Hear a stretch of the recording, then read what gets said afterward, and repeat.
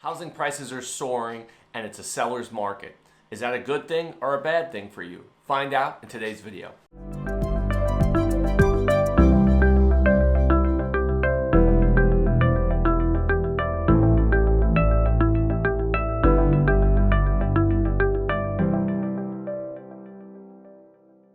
If you're in the market for a home, you know right now we're in the midst of a seller's market where we have outsized demand and very little supply.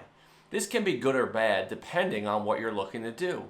This can be a good situation if you are looking to sell your home and maybe rent.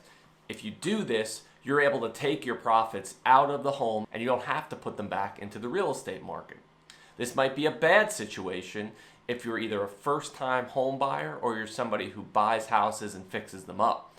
As a first-time home buyer, housing prices are soaring, which means you're probably going to have to come up with a lot more from a down payment perspective than you originally thought. And even then, there may be competition with cash-only buyers. As somebody who fixes up houses, inflation is really ticking up when it comes to house building material. Things like lumber, piping are all going through the roof, which is causing those projects to become not really the money makers that they were before when you bought the fixer-upper. So if you have to buy a house right now, while we wouldn't advise it if you don't have to, some people don't have a choice. Here are a few things that you can do. Number one, be realistic about how much you can afford.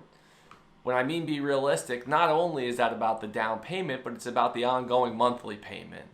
Set a limit for yourself on how much you're going to put down the down payment and stick with it. As far as ongoing costs, a rule of thumb that we go by is your housing expenses shouldn't be more than 40% of your take-home income. If you're higher than that 40%, that means that you're taking up just a really inordinate amount of your income just to live in your house. We're not even talking about savings or investing or just living, eating, transportation, travel, things like that. So we really like to keep it down to 40%. Number two, when you look for a house right now, prioritize your long-term needs.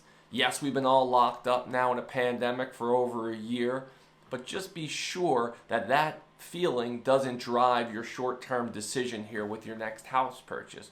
Realize that some things that may seem great to you right now may lose their value after the pandemic or may not be as appealing to you. And number three, be prepared that you might get in a bidding war. And our advice there is set your limit and be aware of it and don't get caught up in the emotion of the home buying process. It's really difficult not to get swept up in that buying process, but putting down more than you can afford on your home is only going to create major headaches later in life. If you have any questions and are considering buying a home, please reach out. We'd be happy to help.